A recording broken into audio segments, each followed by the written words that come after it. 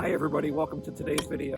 So a mini split system is a newer concept here in the States, but it's been around in Europe and Asia for quite a while.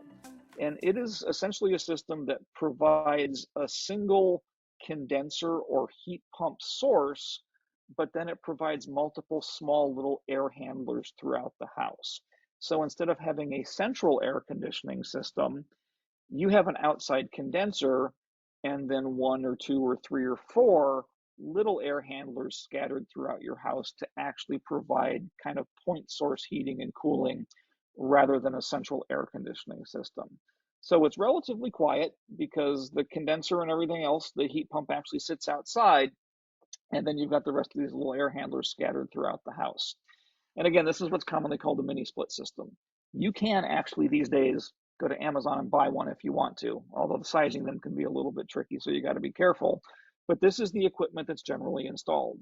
Outside condenser, inside air handlers, little remotes for the inside air handlers, line sets, all of that stuff pretty readily available. The reason people started to install these was originally they do, in addition to their house, their existing system wouldn't be big enough to handle it. They'd want to install a smaller system like this to add some additional capacity at a lower cost, and that was what was being put in.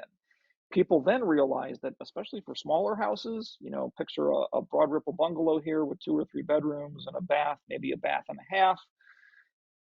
If you were renovating that, it was cheaper and easier to install this than it was to install a whole complete central air system. Especially if you're a flipper and you're really trying to control your costs, this became very attractive.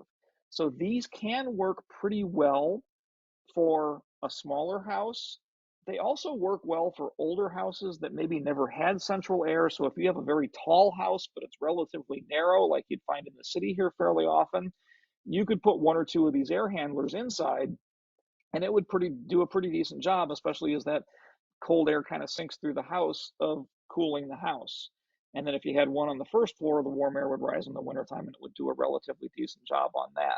They don't work really well on large sprawling like ranch houses because you have to have that verticality of the house to help it work. So high ceilings, large open staircases, houses that are tall but not wide, that works pretty well with these. Smaller houses, smaller bungalows, that kind of thing, they work fairly well.